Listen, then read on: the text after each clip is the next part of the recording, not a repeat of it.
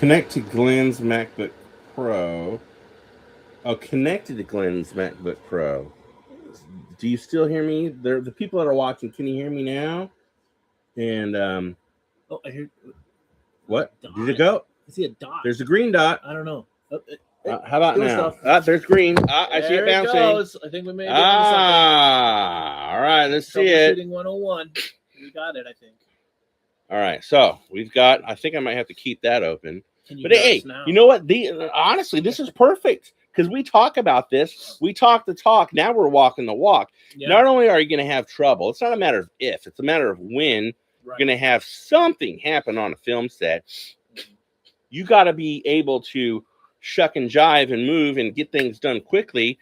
And since we're on live, we got this figured out less than 2 minutes. But anyway, flashback to 1989. I used to do Elvis impersonations, and I did Elvis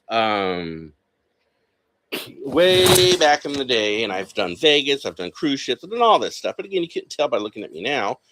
But I was in Salem, Oregon, and I was seeing, and I met this girl. Her name is Mary Teresa Rosas, Puerto Rican lovely woman. Well, she's a woman now. She wasn't a woman. Well, I guess she was. She was in her early 20s. But anyway, it was like a spark from the beginning. And I'm kind of like diving in and getting personal with you guys. But it was a spark from the beginnings. Long story short, I come from a very well-to-do family. And my parents were the kind of people that if they didn't like who I was dating or anything like that, they were like, nope, you're not going to do it. And if you don't do it, we're going to punish you for it. So I was actually married to Mary, and we did get married. And then my dad pulled his shenanigans and ripped me away from her back in 1989. And then, of course, I lived my life further. So fast forward 37 years later. Now, we've been in contact and talking for years now. It's nothing that just happened last week. But long story short, once we started talking, the dynamite was ignited. It was the catalyst. It was feelings that were laying dormant for 37 years. And once we started talking, all those feelings started coming out.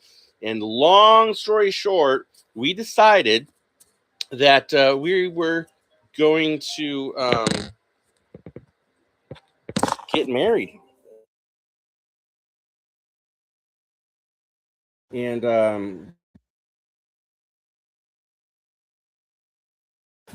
pussyfoot around. We didn't want to wait because we've already been there. We have these emotions. I mean, I won't get into it, folks, about all this love stuff. We're here to do a podcast. I just wanted everybody to know that this is going to happen. I haven't told anybody else, so you know what? I'm telling the world now. You know, everybody knows, and it's going to happen. Guess when, folks? What's my favorite number? What's the name of my company? Cellar 13 Films. Favorite number's 13. So we were looking at dates, and lo and behold, the first Friday the 13th is next month. And so we are getting married Friday the 13th, and it's going to be a Gothic type wedding. It's going to be beautiful. It's going to get weird. It's going to be awesome. But anyway, we're going to be getting into the podcast Skeleton Crew, ladies and gentlemen. So what is a skeleton crew? A skeleton crew is basically the crew on a movie set. It's the smallest. It is the most essential group of people to operate. Not only does it save money, but it allows for discreet filming. If you have a bunch of people running around and mowing about, you're going to have attention brought to you, if you will. And it could be good, it could be bad. And even if it's all legit, you got all your permits and ducks in a row and everything, people are going to be curious. Excuse me. So it's going to save you a lot of time. So you often combine roles like director, sound mixer, an AD, a producer. You can have a PA, a production assistant that is versatile. one of the the first PA that I had on a film when I did Hush Little Baby. One of them is Quentin Harris, and he started out as my PA, and he learned to do roles other than just doing PA stuff. He did like Slate and stuff like that. But you need, excuse me, certain specific components when you make a film. Obviously, you need a director. Okay. Obviously, you need a cameraman or woman, whatever. Camera person. How's that? No judgments. No judgments. Camera person, and then you need a sound person. Those are the most basic, fundamental things that you need to make a film. Whether it's a 1-minute film or whether it's a 4-hour and 13-minute film, the new Lords of the Rings. You need a director. So what is a director? People may do. What is the director? He's the creative leader of the movie set. Okay, so he's responsible for realizing the script's vision. Okay, so he guides the actors. He doesn't tell them how to act. He just kind of guides them, and he collaborates with the cinematographer or the DP or the camera person, whatever you want to call them. It's all collectively the same thing, and they interpret the script visually. Okay, they the director manages the cast, the crew, the creative output. They make crucial decisions about tone, about style, about camera shots, and character portrayals. So I'm just going to give you just a little taste of what a skeleton crew is, because normally in the podcast, we start off with a movie review. I just wanted to give you guys just a little tiny taste of what we're going to dive into. But right now, as we always do with every podcast, is we do a movie review. And the person that does the 95% of the review is this guy sitting to my right, and that would be Carl.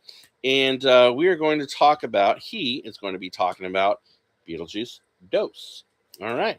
Beetlejuice 2, guys.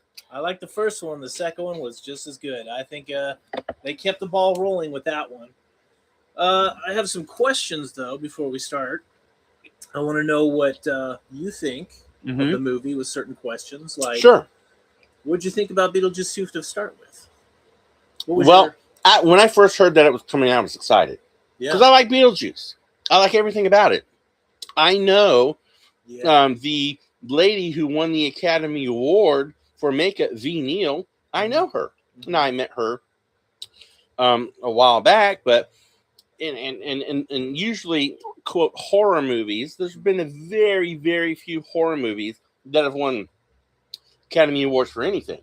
But what drew me to Beetlejuice 2 was, number one, all of the original cast, except one, but we'll dive into that in a minute, was in there. And they added a few other elements, like Danny DeVito and a few other, William Dafoe, and I was really excited to see where they were going to go with that. Absolutely, yeah. I loved Beetlejuice 2. When I first saw that they were doing a sequel to it, I was like, yes, right, because that was like my nostalgic movie back when I was a young kid. I loved Beetlejuice. It totally pulled me in.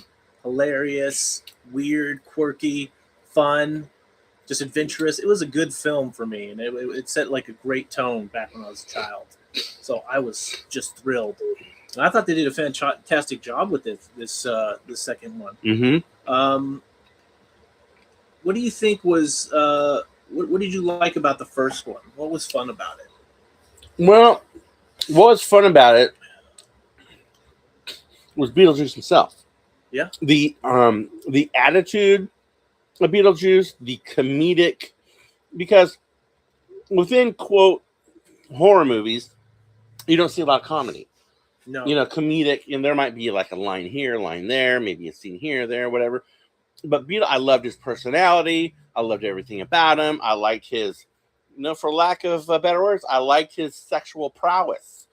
I really did, because he He threw that out there more than once. Yeah, he did. And and I like the whole paranormal because I've always been into paranormal. Right. I like the whole paranormal Yeah, aspect yeah. of things. Same, So same. yeah, I really enjoyed the first one for sure. Yeah, it had the sci-fi elements that just hit perfectly. With the comedy was a perfect blend, and his character Mm-hmm. was so over the top and creative. It just draws you in immediately. You're like, "Who is this? I gotta watch it." Like the minute I saw him, I knew there was something special about him, Right. and I was like a fan forever. But I was glad to see that they were going to do another one. I was like, yes. Yes, go. I was so stoked. I was totally thrilled. How do you think that Michael Keaton did? I mean, I know we kind of touched on that. And the second one or the first one? Well, in the second one. Second. Okay. Yeah, I'm sorry. Yeah, you can compare it if you want. Like, what was it like for 1 and 2? I like the fact that he was afraid of his ex.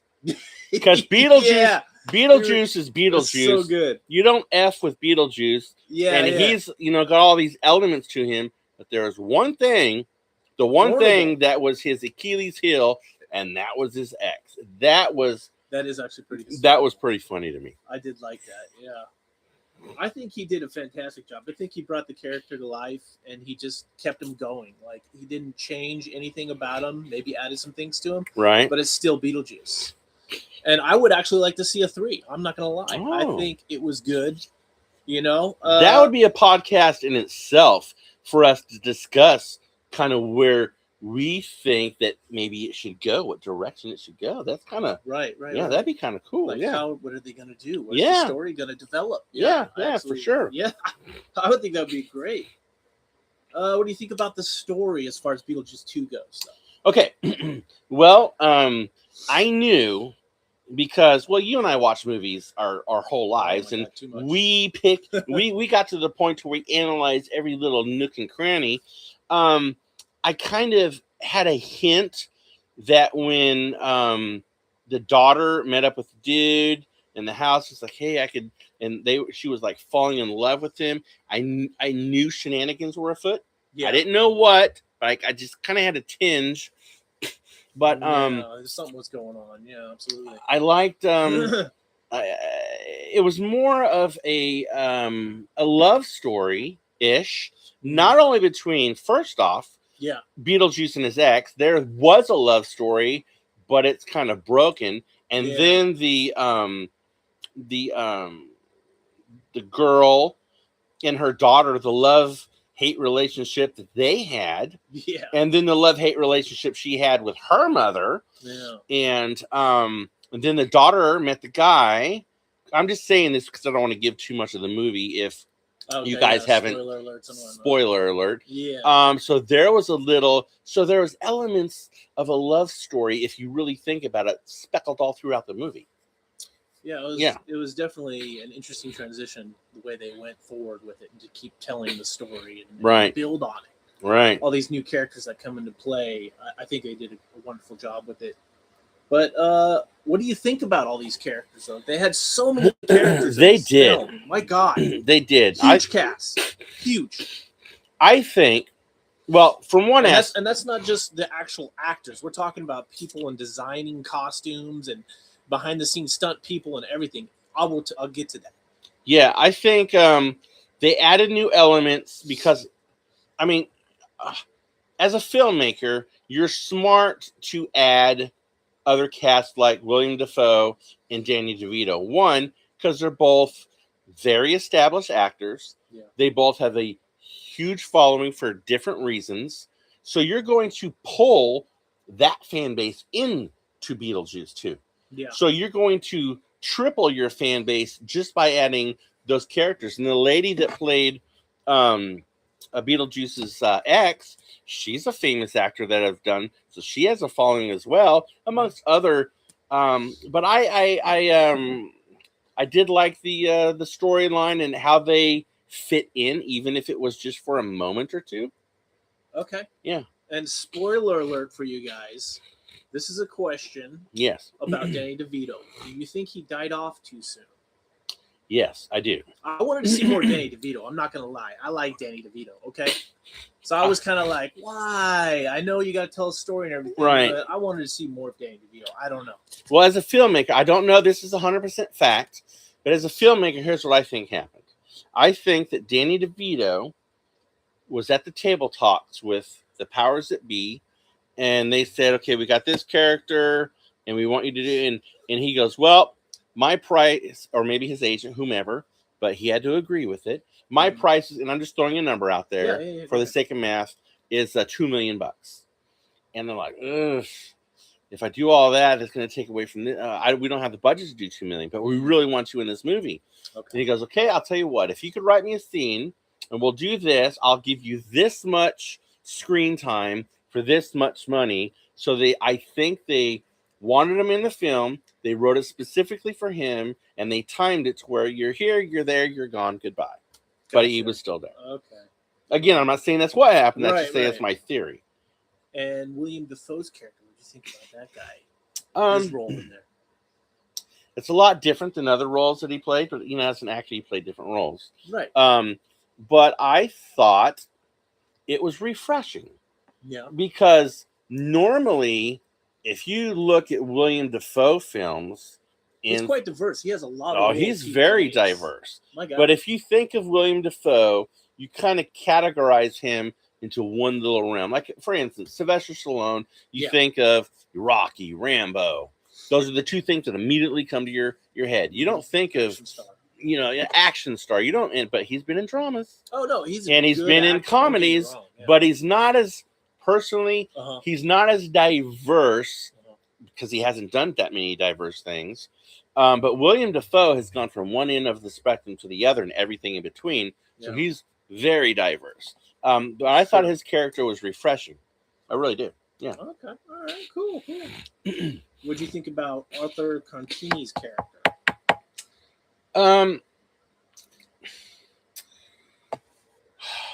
Probably more like I would say, and this is just coming. And again, I hate to keep saying this, but as a filmmaker's point of view, we both watch movies different than, like, say your girlfriend, for instance. She'll go watch a movie. She watches it a different way. But people like us, we're not only watching it, we're analyzing it, we're picking it apart, we're listening to words, we're looking at lighting. Why they do it this way? Why is the camera set like that? Yeah. Exactly. Absolutely. And I think maybe that was just kind of maybe like a filler role, kind of like, to kind of tie maybe a couple of things in, more of just a filler. Okay. But, just, again, my humble opinion. And Monica Bellucci, what did you think of her character? Ooh, yeah, I like that. Yeah. Yeah. Not only that, Spicy. I mean, number one, Yeah. She's beautiful. Right. Number two, as a always goth realm type of character, freaking killed it. Yeah. And funny. Yeah, and all of that, I think, is the whole circle of the character. I think she was more of a focal point than Beetlejuice himself. I think if you think about it, she was more of a focal point. She had a strong role in there. Oh, she sure did. Absolutely. Winona Ryder, what do you think about her? We'll just do them quicker now because I have like a few. Oh, no, that's cool. Hey, that's one thing too, ladies and gentlemen, about our podcast. We used to, when we first started out, we were like, 30 minutes. We got to do 30 minutes to cut dry. Yeah. Man, we're chill, bro. Yeah. We are organic, and if we're here for a while, old school. We're here for a while. It's all organic. I hate using that word. It's kind of a hippie word, but organic. Yeah, organic, man. But I liked her role. I think she was a little bit more. I think she still got it. She still has it, but as far as her character goes, she was more motherly, like her mother was. Oh yeah. In the first one, she wasn't as rebellious. Yeah. She was more grounded and down to earth. But as far slightly off though, I felt. Oh yeah. Not for sure. The parenting role for her. Right. Yeah. But I think that as far as acting goes, I've always liked her. I've always liked her. Yeah. Same. Yeah. I didn't like what she did to Johnny Depp back in the day, but I've always liked her. She broke his heart, ladies and gentlemen. we won't get into that right now. What about Jenny Ortega?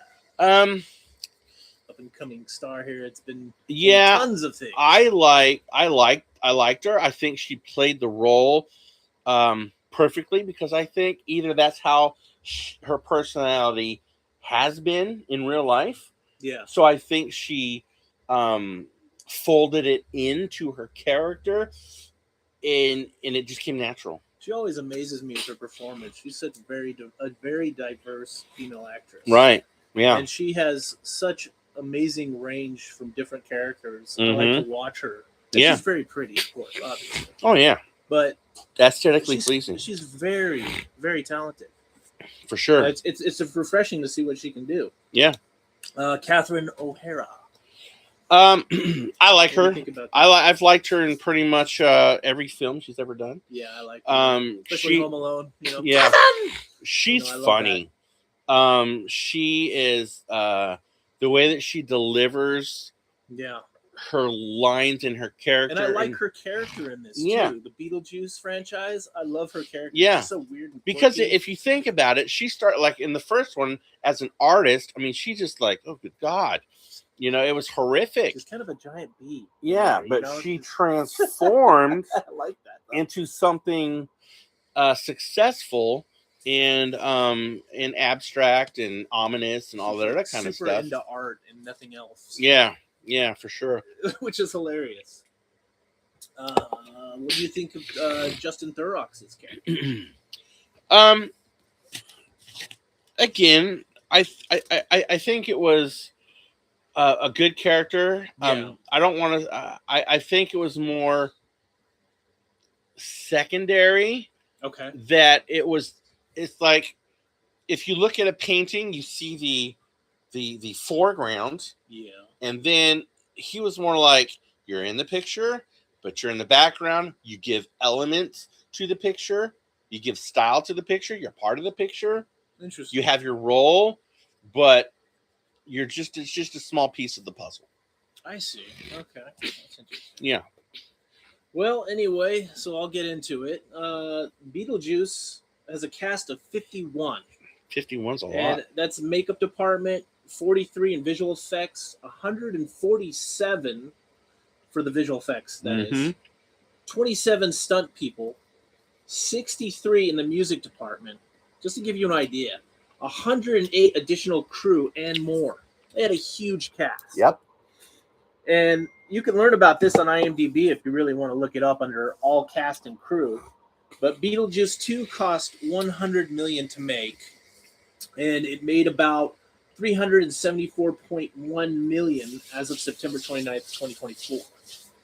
That was box office worldwide. Right.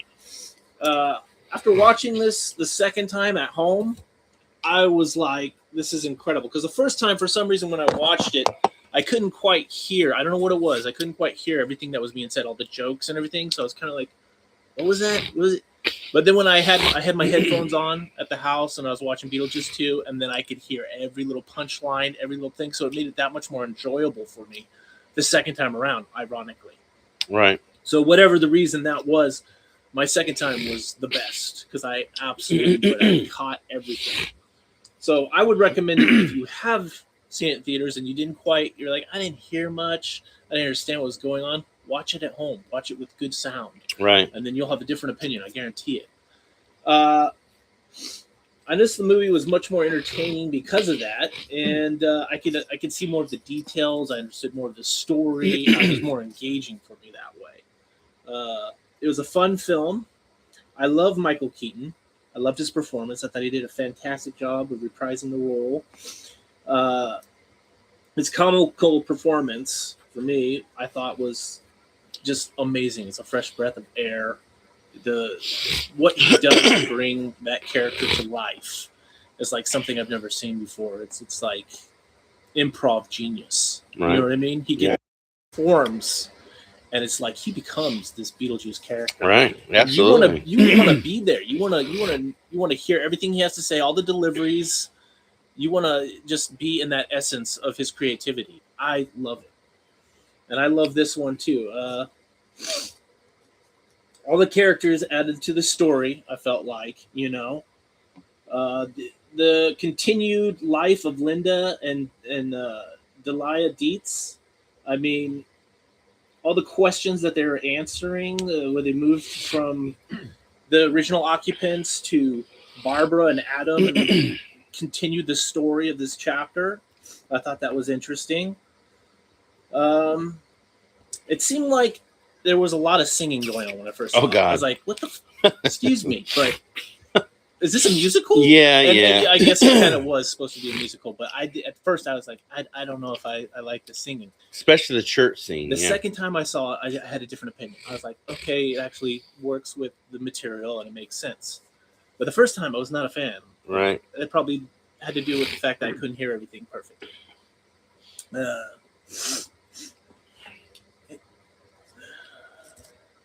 I love that he was totally committed, though. Michael Keaton, he committed to everything, and he didn't stop anywhere. Like, he was 100% Beetlejuice, and he did not change his character for any reason. Right. To make it like make more money or whatever. He just stuck to the root of who Beetlejuice was, and just kept telling that story. And that's what I like about him.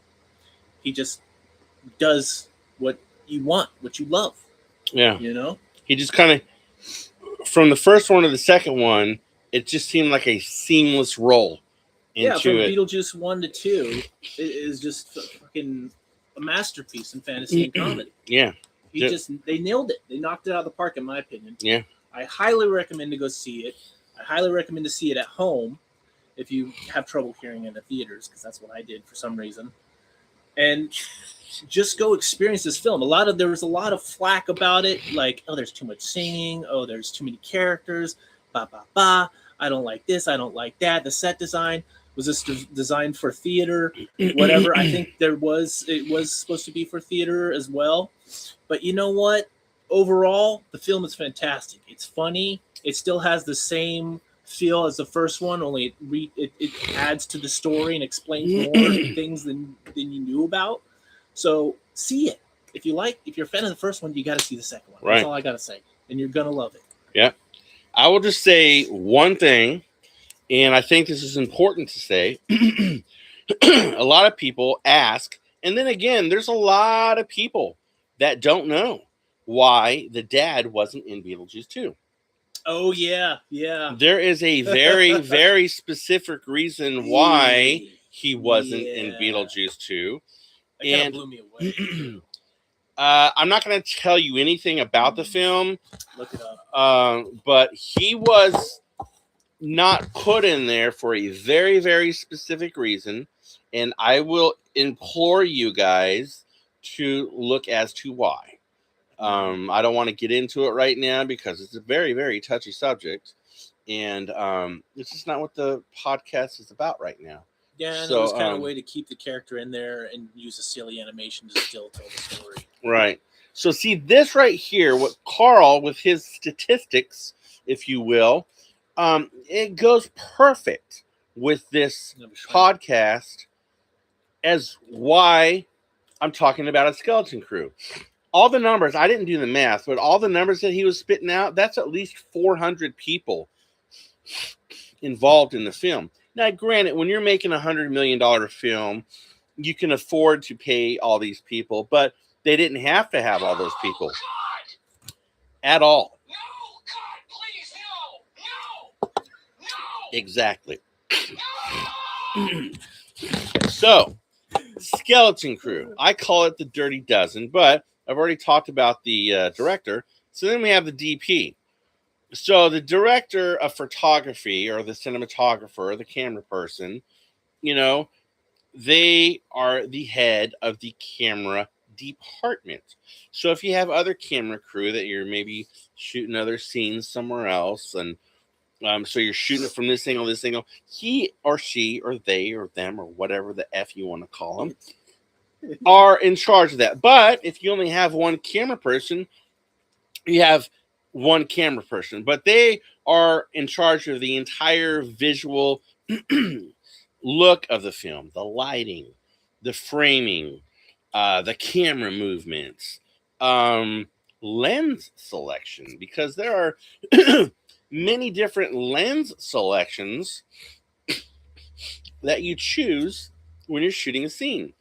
Back in the day, they had a cameraman and they had a puller. So the cameraman was filming the scene.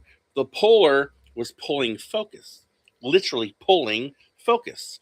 So if it was a long shot that came into a medium shot, that came into a close-up shot, you had a puller. They had like one lens. But now you've got, you know, a plethora of lenses to shoot from, Sorry depending about on the type of that. Go away. shot that you want to do. I'm Now, just gonna shut that down. you've got 3 different basic lenses that you could use. But anyway, that's a podcast for another day. They work closely with the director, um, the other department heads, such as the gaffer, the grip. They set the mood, the tone, if you will, in every aspect of capturing the shot. Now, when I make a film, I sit down with the DP and we go over the script scene by scene, and we're like, okay, I want a close-up shot of this, and then I want to move into an extreme close-up, fast or slow, and we just go over and we break down the script little by little, and we'll sit down for a few hours. So when on the day of shooting and you got your script, and you go, oh, okay, this scene, okay, we're going to do a close-up shot here, so they know how to set up. So if you do that, folks, number one, it's going to save time on a film set. If you go in prepared, it's going to save time on a film set. So if I tell Carl, hey man, this is what we're going to do. We're going to do page 6 today. He could look at page 6 the night before, and in his mind, he's going, oh, okay, we're going to do all these shots. So boom, he already has it done. So we don't have to figure everything out on set. You can save hours, days of filming if you do it that way. And then you have your sound guy. You got your however you want to call it, the 3 Musketeers or the 3 Stooges. You have the 3 essential elements of making a film: the director, the DP, and the sound guy or girl, person, whatever. And the sound mixer obviously has audio equipment, and they are responsible for capturing the high quality dialogue.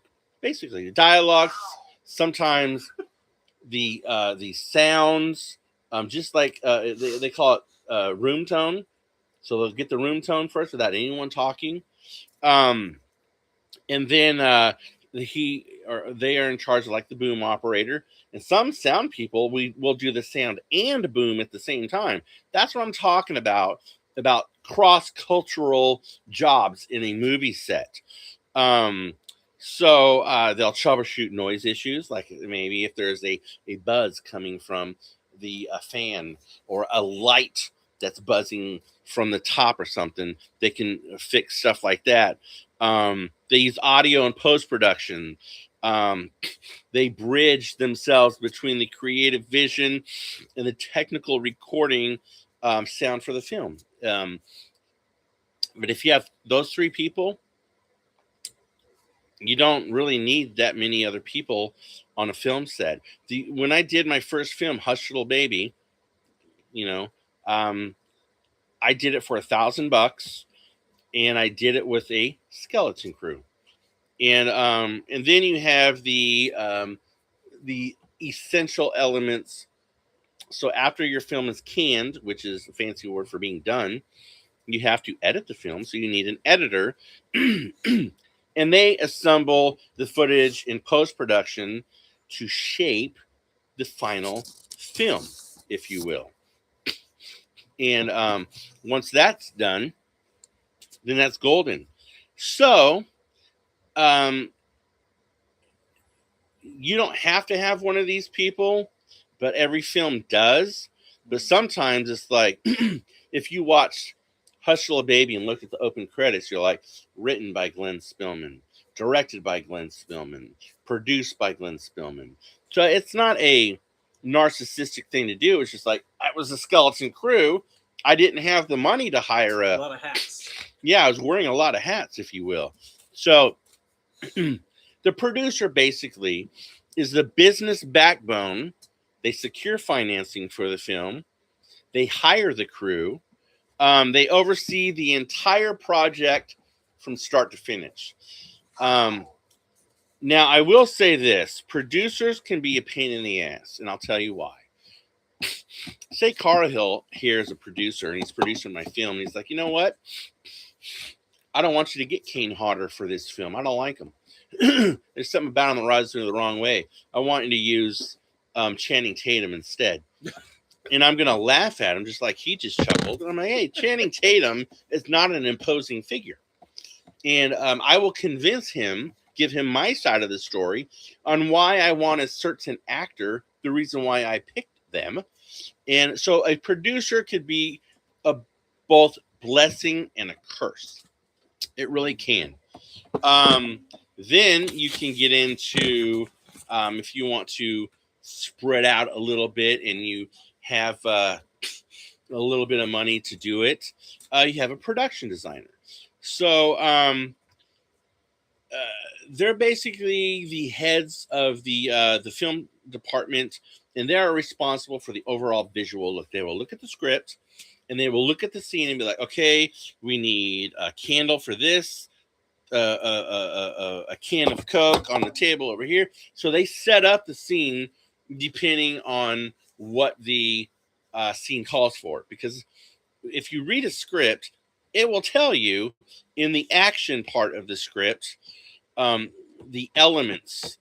Sometimes all of the elements, sometimes not. But they will get the key elements that are in the script, but they will also look at it and be like, you know what? I think this would look good here. So they will design the complete aspect.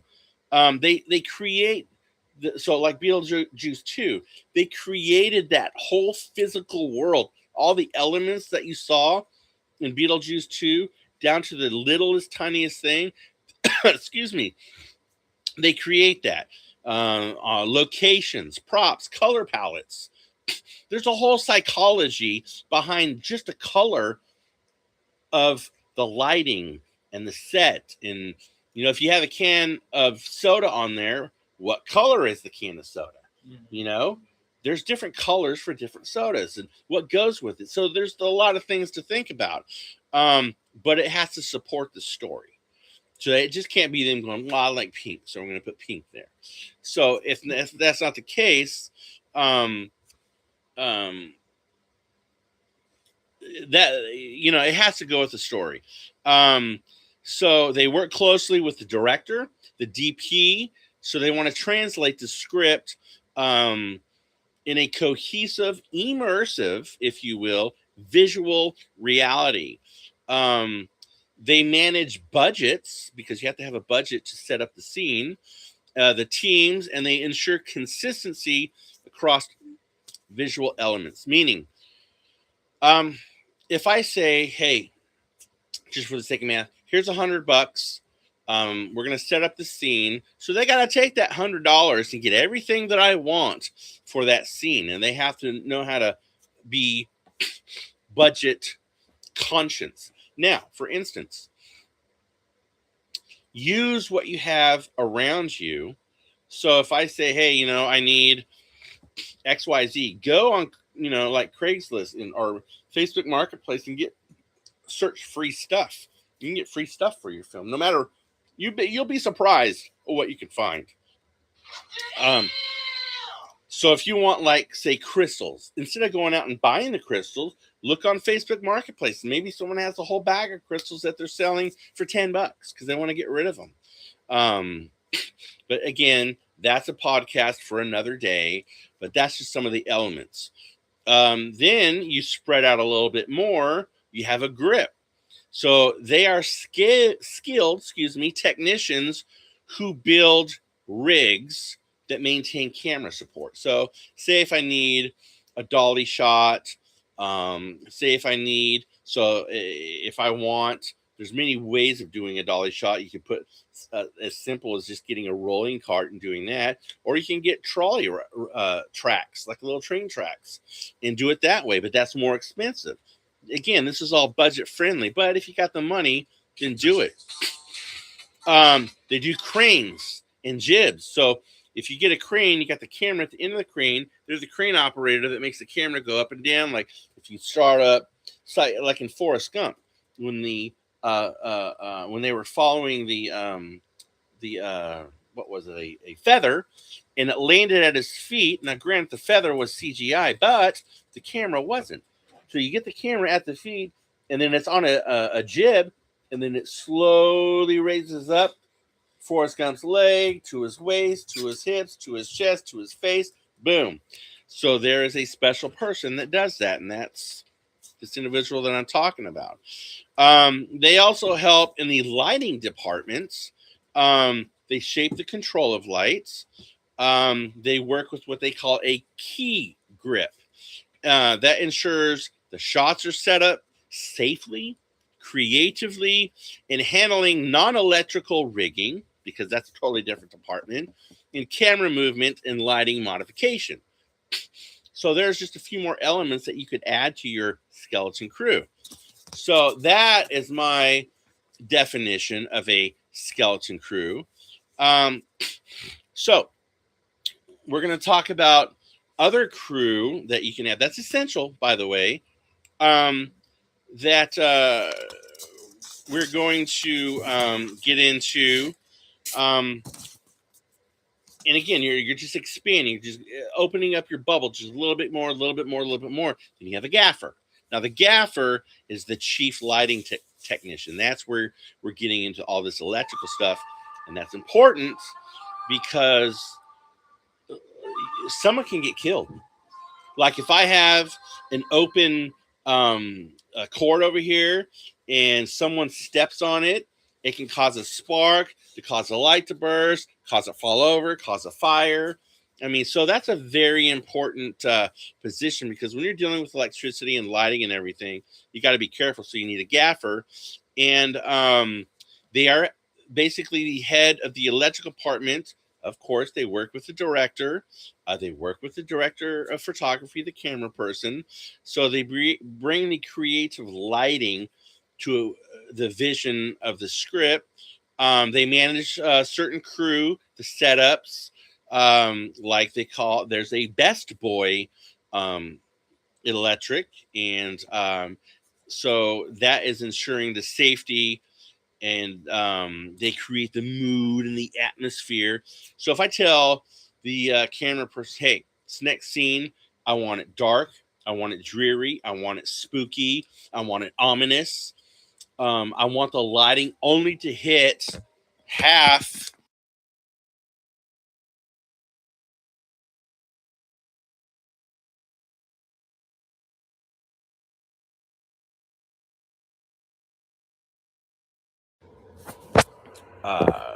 the lighting person, if you will, to set up that entire thing.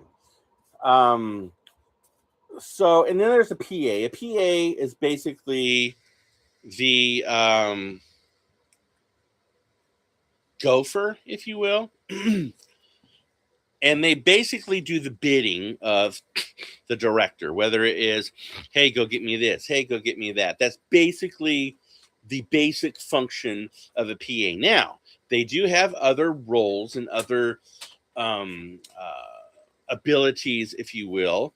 They will, make sure that the actors are in their positions. Make sure, hey, actor number one, we need you on set in 5 minutes. So they will communicate with everybody. A PA is very involved in a film set. They are kind of like the right-hand man, if you will, or woman of the person. So it is a entry level. If you want to get in the film industry, it is a entry level. It's a versatile, and like I said earlier, gopher. So but if you think about it, they keep everything running smoothly.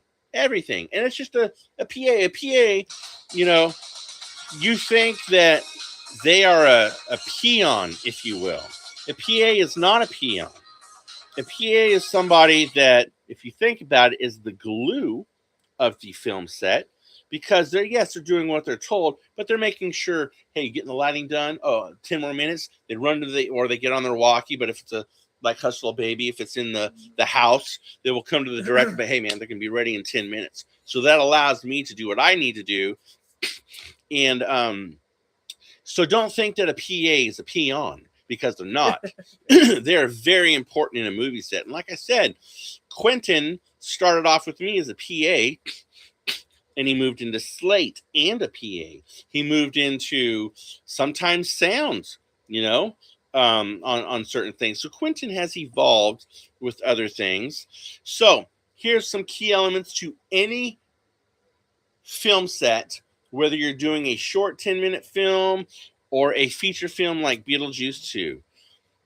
I'll get in that in just a minute. There's one more person, a couple more people before I dive into this aspect of things. There's the slate, the clapper, if you will. That little thing where you start up a scene. It's like, it'll have the title of the movie, the director, the camera person, the scene, what number of the scene, day or night, interior, exterior.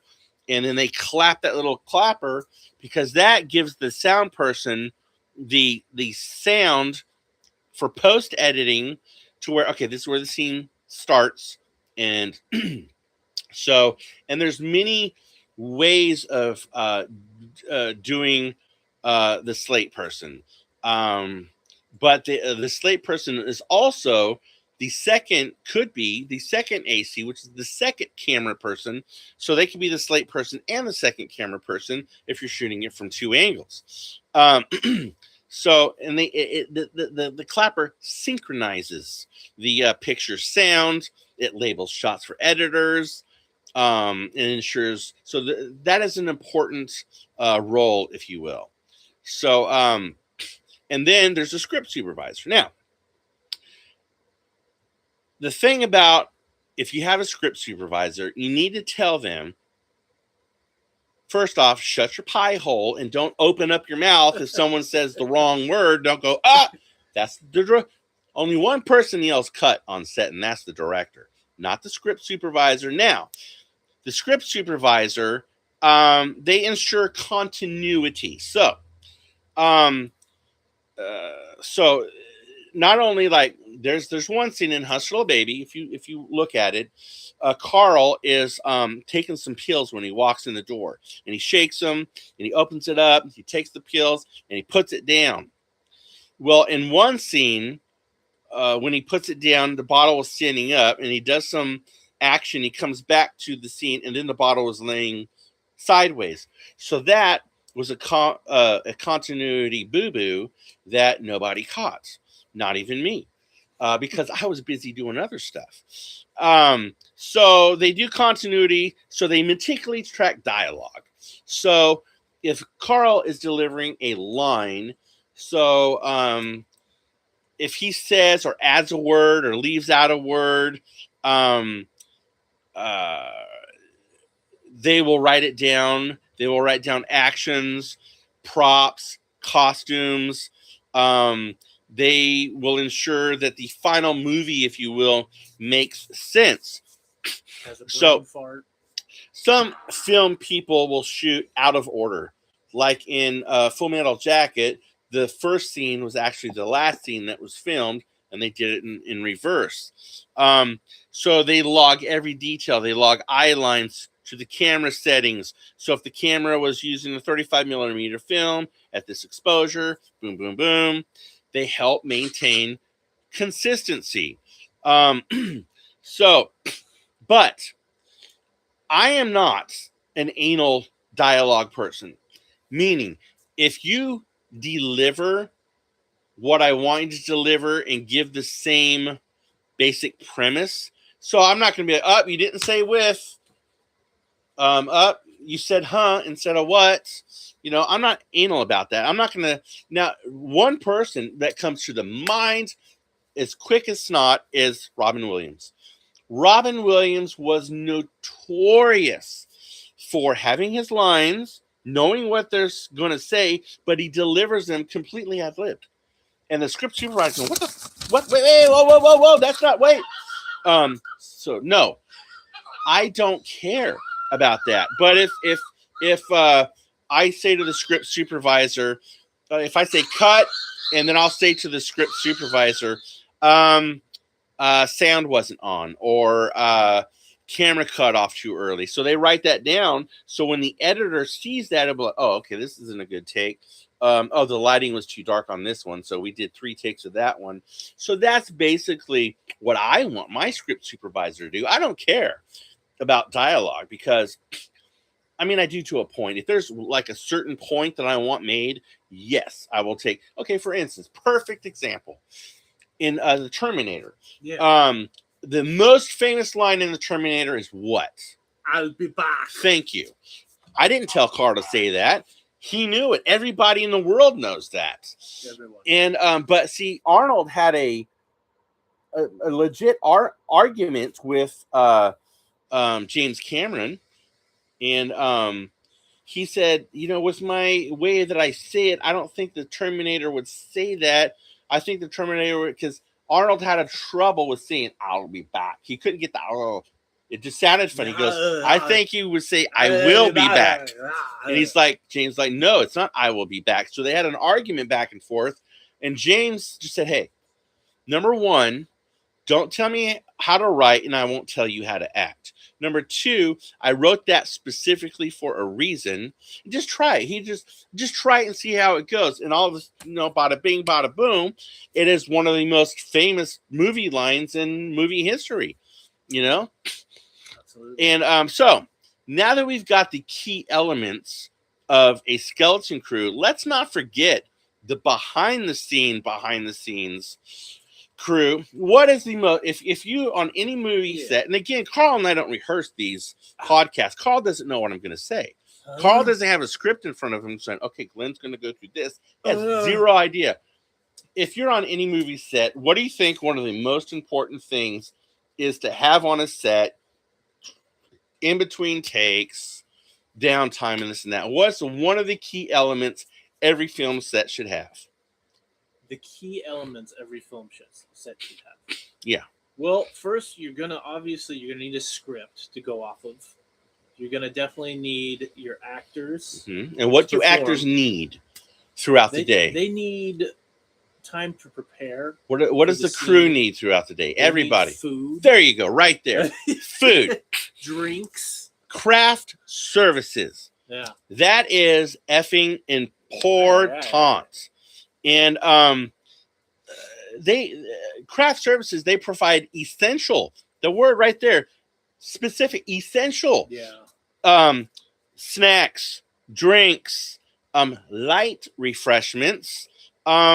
They keep the film cast and crew energized.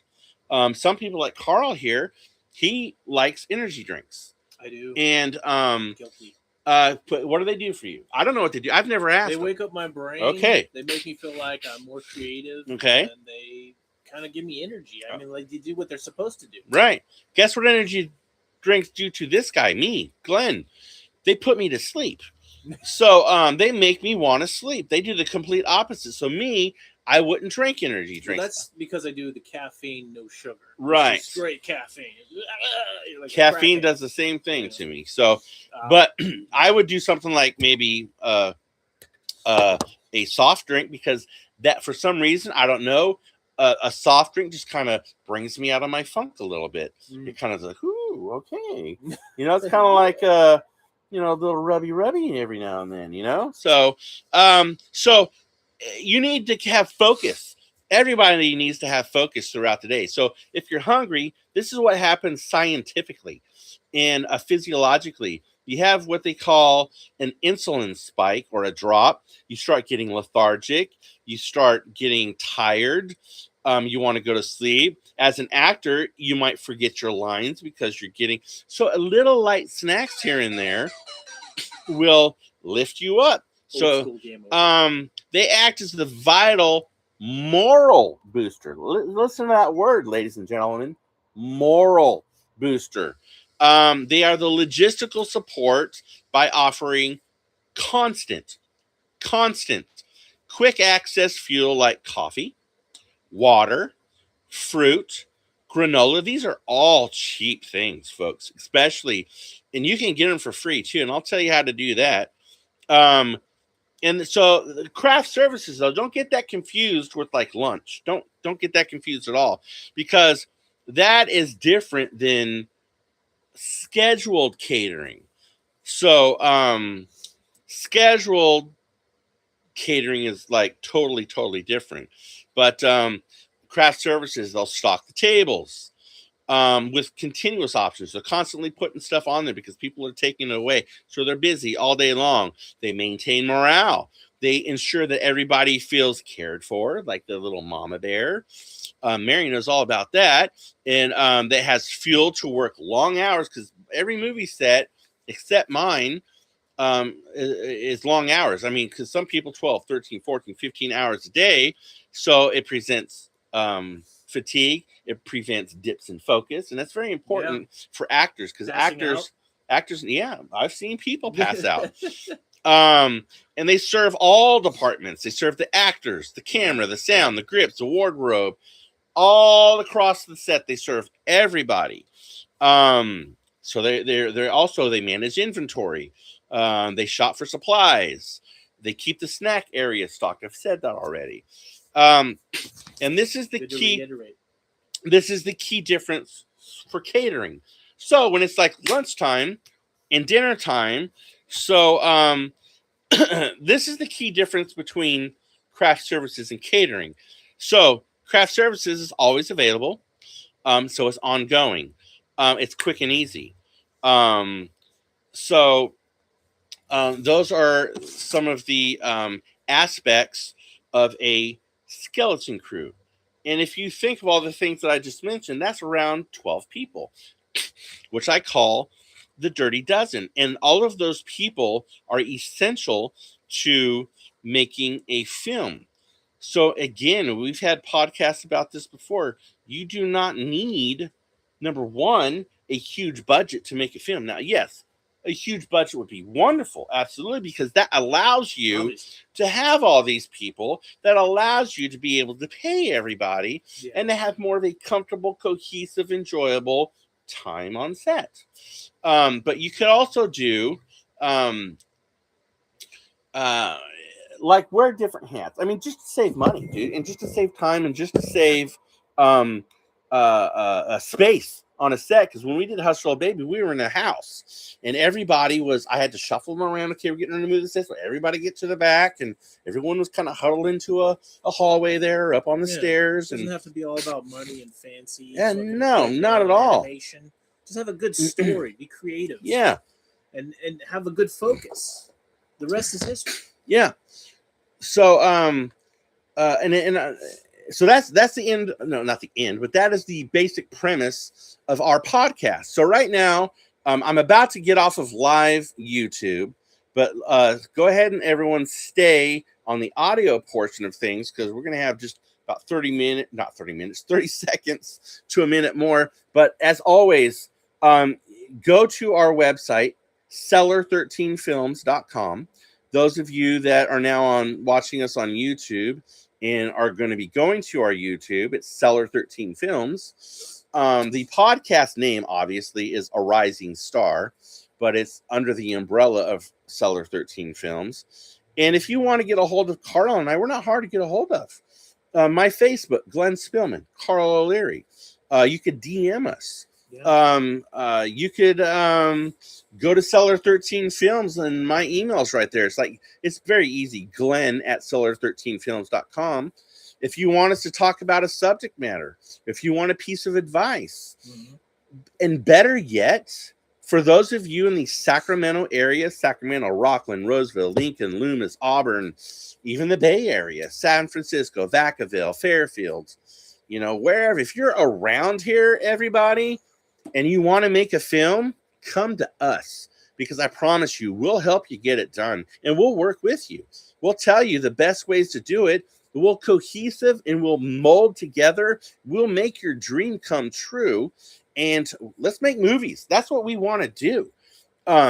That's what we desire to do. We don't do this for fun. Well, it is fun, but we don't do this. We don't do this for fun. We don't do this business only, just to do it. I mean, Carl and I love movies. I've known this guy at least 10 years, because we did Hustle Baby. Good God.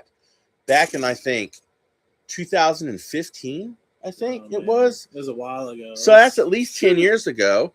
And and again, we will help you guys on your film set. We'll help you any way we can. We are all over social media. So check us out. Watch our stuff on Sora. It's Carl O'Leary 1234. Yeah, Mine- much everything. mine's Carl Glenn- Larry 1 2 yeah. 3 4. Mine's My Glenn social media. Spillman 13. TikTok is Glenn Spillman 13.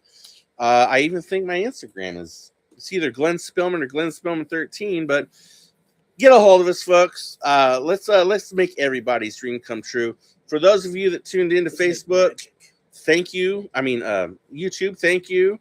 We're gonna end the YouTube video now, but we're gonna stay on the audio for a second. So peace out, YouTube people. All right, so ends. Now we are still on